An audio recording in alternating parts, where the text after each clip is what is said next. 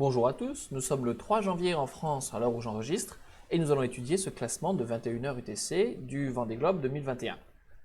Prenez une petite tasse de café ou de thé et pour 15 minutes nous allons un petit peu monter à bord de quelques bateaux et observer et essayer de comprendre le positionnement de ces bateaux sur les dernières 24 heures et surtout qu'est-ce qui peut se passer dans le futur, a priori en étant donné la météo et le routage que nous allons effectuer.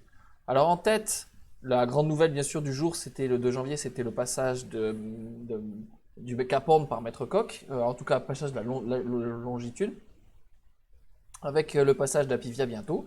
Ils ont traversé des mers assez grosses, hein. Et ce qui est intéressant, c'est de voir la différence entre être à l'avant de la dépression un petit peu mieux placée, bien sûr.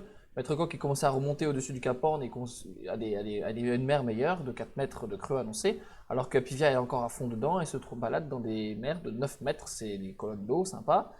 Donc là, c'est clair que les deux bateaux sont déjà dans des conditions de mer très différentes.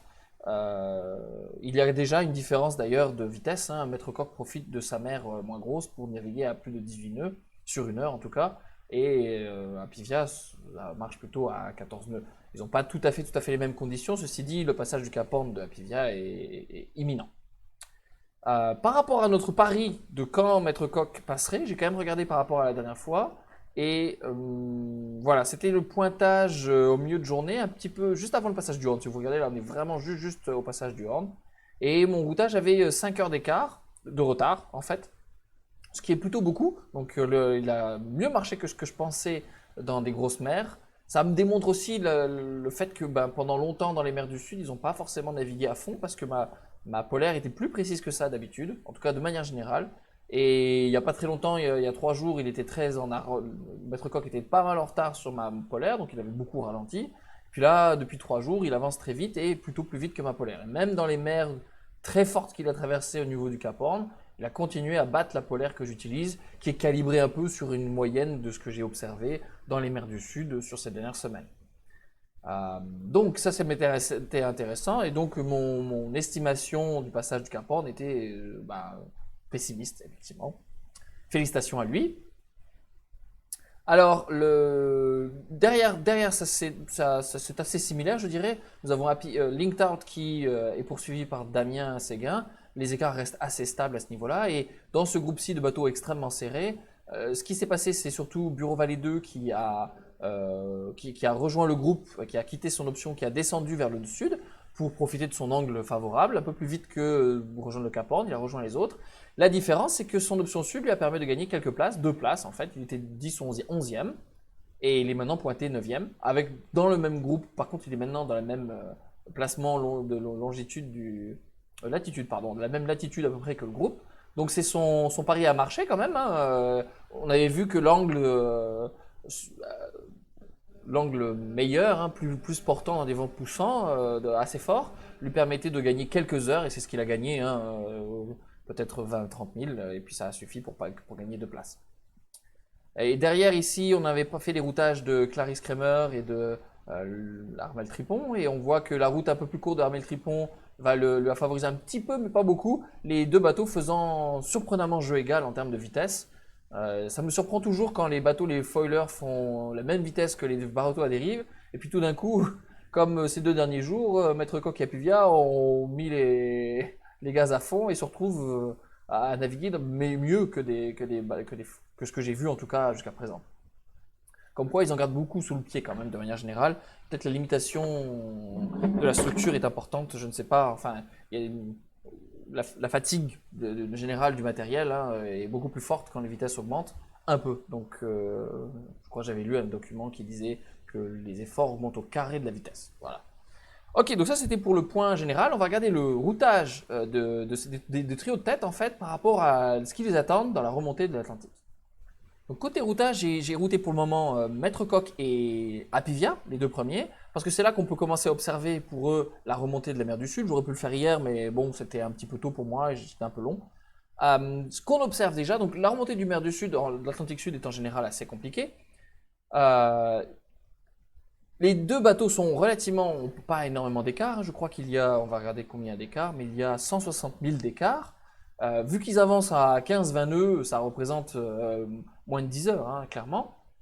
Donc c'est pas énorme. Et pourtant, les routes calculées qu'on voit optimales, tracées par le routeur là, en utilisant les mêmes polaires, en fait, que j'ai mis un petit peu plus optimiste que ce qu'il y a à présent, mais bon, on verra comment il navigue. Et je pense que Yannick Bestavel avait dit à sa vacation radio qu'il allait ralentir après le passage du Horn dans des mers plus faciles, quand les mers seront plus faciles, pour faire un check-up complet de son bateau et réparer quelques trucs. Donc, je pense que le rythme général du bateau il va pousser un peu moins sa polaire. Hein. Il a réussi son pari à rester devant la dépression. Donc maintenant, il va remonter et passer dans des systèmes différents et il va peut-être lever un peu le pied pour préserver le matériel et surtout le réparer, comme il disait.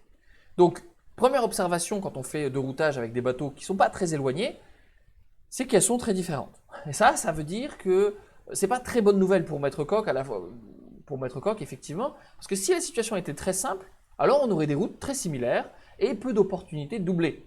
Là, c'est pas le cas, c'est assez classique dans les remontées de l'Atlantique. Les routes sont très différentes en termes de. On a une grosse différence de latitude, de longitude, pardon, j'ai du mal des fois, de longitude. Donc on se situe, il y a une route calculée très à l'ouest, ici le long de la zone d'exclusion, c'est quand même très très loin de la route optimale, versus Apivia qui lui est beaucoup plus centré. Une des questions majeures aux remontées de l'Atlantique Sud, au départ, dès qu'on passe le Cap Horn, on vient juste pas de temps de souffler, il faut prendre une grosse décision. C'est classique, où est-ce qu'on passe par rapport aux Malouines? Je crois bien que ce sont les Malouines ici. Et donc il y a toujours un petit peu l'option de passer plus à l'ouest, pardon, des Malouines. Ça a un avantage par rapport au vent dominant, hein, parce que les Malouines font un peu un des vents que je vais tendance probablement pas à voir sur mes gribes. Mais bon, ça reste quand même une très grosse option importante. Pour le moment, la route calculée par Apivia passe à travers, de l'autre côté des Malouines par rapport à Maître Coq.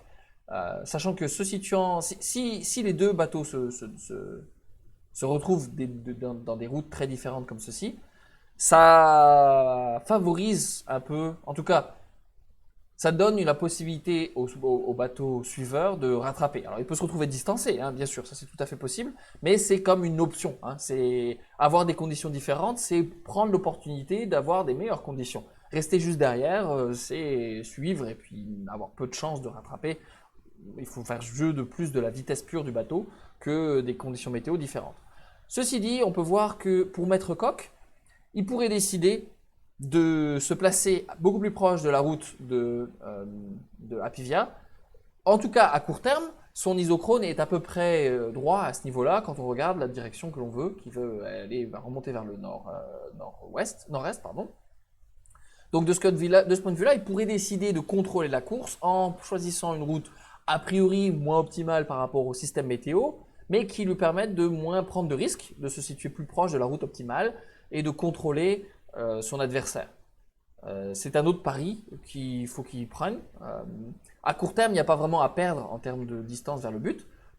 Et l'avantage, c'est qu'en plus, on parie moins sur le système météo, les prédictions à météo qui sont à long terme et donc moins précises. Si on observe un petit peu cette zone-là, on la voit très complexe. Il y a des zones, c'est principalement des zones de bordure, de dépression qui ressemblent à rien du tout, pour être honnête. C'est pas un front clair. C'est pas une belle dépression ronde tourbillonnante. On voit les vents tourbillonnent, hein, ils sont orientés. On voit ici par exemple qu'il y a un beau tourbillon anticyclonique. Mais il y a des zones de vent, des zones de moyen de vent, et c'est très complexe. Ça veut dire que dans cette zone-là, les modèles météo vont avoir beaucoup de mal à prédire de manière précise. Les conditions locales de vent vont être différentes, souvent et souvent beaucoup en fait. Hein. Il peut y avoir 10 nœuds de vent annoncés puis se retrouver avec 30 nœuds localement pendant quelques heures, ce qui peut faire une grosse différence en termes de distance parcourue. Et donc on peut se faire planter facilement. C'est-à-dire qu'on pourrait faire confiance au fichier météo, prendre la route optimale et puis se retrouver avec le moins de vent que prévu et l'autre derrière prend une autre option et se retrouve avec des meilleures conditions. Ça peut être l'inverse, mais on a vu bien souvent des écarts très importants dans les remontées de l'Atlantique, à l'entrée de l'Atlantique Sud, hein, au passage du Cap Horn. Il est déjà arrivé qu'il y ait eu plus de 700 000 d'écart et se retrouver rattrapé. Donc, c'est des conditions favorables à rattraper, encore une fois. Donc, les vents annoncés ici seront très difficiles à prendre. On voit que les écarts de manière générale entre Apivia et Lingtad vont beaucoup se réduire. À cause de cette zone tampon en fait entre une bande de vent ici et une bande de vent là, le temps de la traversée, Apivia va a priori être favorisé par une route plus directe et avec plus de vent stable. Ça peut changer beaucoup, hein. Encore une fois, c'est une zone très complexe au niveau météo, une zone de jonction un peu entre les mers du sud et les alizés qui sont tout au nord. Et donc, ben, c'est bien pour nous. Maître Coq n'a rien gagné, c'est clairement le jeu est vraiment là. On va ajouter le leader des groupes de chasseurs, parce que maintenant Linktown, pardon, fait partie de ce groupe de chasseurs. Alors il est un petit peu étalé, il est vraiment très en avance, hein, mais par rapport à ce groupe-ci, disons. Mais ceci dit, il navigue dans le même système, hein, à l'arrière de cette grosse dépression. Donc je voudrais m'intéresser à savoir comment est-ce que sa route va se passer pour le passage du Cap Horn et pour la remontée. Donc j'ai ajouté Linktown ici comme routage. D'abord, en première vue, on peut voir que la route de Linktown, qui est en rouge un petit peu similaire à Maître Coq, malheureusement, je suis un peu idiot comme dans mes choix de couleurs des fois, euh, épouse une forme un petit peu similaire à celle de Maître Coq, ce qui est rigolo quand même. Il est beaucoup plus en retard, hein, les écarts sont importants par rapport au leader. Là, on est à presque 500 000 derrière Maître Coq, donc il y a vraiment un système complet entre les deux. Et le passage calculé comme la route optimale pour Linktown passe vraiment très à l'ouest, hein, à l'est, pardon, extrêmement loin du Cap Horn. Ceci dit, comme on voit, son isochrone est parfaitement plat, tout le long, ici. La raison pour laquelle il est favorable de passer ici, plus loin de la zone de la route optimale, hein, qui se situe par ici, c'est parce que cette dépression-là apporte un vent du nord, pile dans le nez. C'est classique, c'est pour ça qu'on appelle ça la remontée de l'Atlantique Sud. Alors on pourrait se dire c'est parce qu'on remonte vers le nord, mais en fait c'est parce qu'on remonte au vent, en fait, beaucoup. Par contre, cette dépression-là, c'est une dépression, en fait c'est le haut, la bordure de la dépression, d'une dépression typique du sud, qui pousse vers le vent d'ouest, et donc nous donne un vent plutôt favorable pour remonter, hein. Un vent qui est travers comme ceci, ou même un peu portant. Donc passer par cette zone-ci de vent en bordure de dépression vraiment nous donne des vents portants, pas très établis, versus passer ici ou au milieu avec des vents forts mais complètement pile dans le nez. Choix difficile. Alors en général, il est rare de passer quand même très à l'intérieur des terres ici, hein. En général, c'est un fouillis de vent complètement dans le nez d'anticyclone en fait. Donc on a tendance à arrondir un petit peu dans cette zone-là des Malouines. Donc c'est plutôt sur le couloir typiquement, mais ça varie d'une année à l'autre. Et puis on voit que j'ai éliminé les isochrones de Maître Coq, donc on voit sa trace, mais on voit pas où est-ce qu'il serait a priori, mais il serait un petit peu devant par là par rapport à Apivia. Donc on voit ici l'isochrone de Apivia pour comparer un peu les écarts. Donc Apivia se situerait ici et projeter Linktown ici, donc il y a quand même un bon écart encore.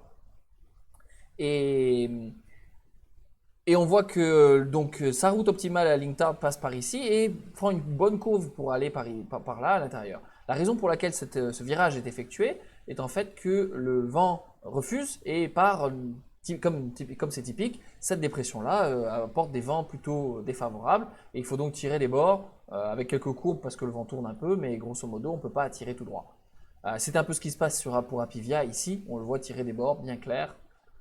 Donc c'est encore à long terme ici, mais on peut voir que en finale tout le monde va buter sur un grand anticyclone sur la route et qu'ils en vont buter par une zone aussi anticyclonique entre temps sur la route aussi par ici.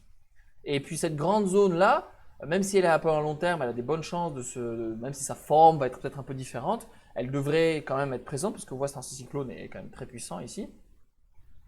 Et donc, ça veut dire que la route va être très compliquée dans cette zone-là. On se situe quand même assez à long terme, hein. Je vais regarder dans combien de temps, mais le 9 janvier, c'est quand même dans 7 jours.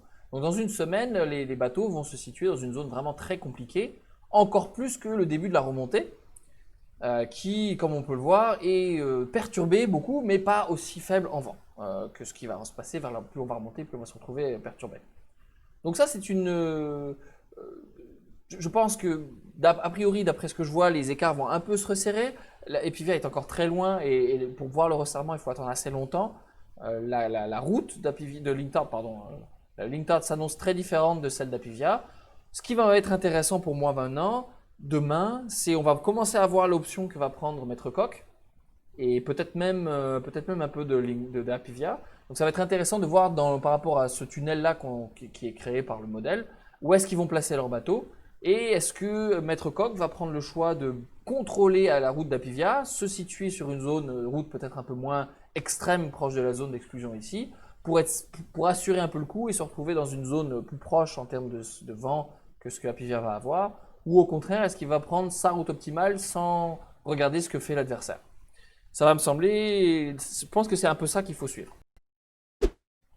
Un dernier point technique qui n'est pas exactement de routage, donc si ça ne vous intéresse pas, eh bien, vous pouvez arrêter de regarder là. Mais on notera Abdalia donc, a maintenu sa 15e position, même si elle a perdu sa 15e position au milieu de la journée, je crois. Elle était passée 16e à un moment, puis bon, elle est à la limite de passage. Ce qui se passe, c'est qu'elle va ralentir un petit peu. Elle a ralenti un petit peu dans la journée du 2 janvier, parce qu'elle a perdu la formation de vent, la direction et la force du vent, qui en fait est monitoré depuis le haut du mât, hein, c'est là que c'est le plus précis. On appelle ça l'aérien, c'est un anémomètre et une girouette en fait. Et c'est relié et l'électronique du pilote s'en sert. Alors un pilote, je voulais faire un petit point là-dessus, comment ça marche? Ça prend, en tout cas historiquement, ça prend des données suivantes. Ça prend l'angle de barre, ça donne le retour par rapport à où est-ce qu'il est situé sur la barre.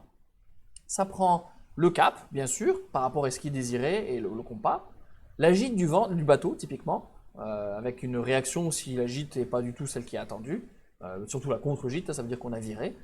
Et puis, ça prend les informations du vent, la direction du vent et la force du vent. La direction du vent, c'est le plus important, typiquement, parce qu'on règle souvent le bateau par rapport au vent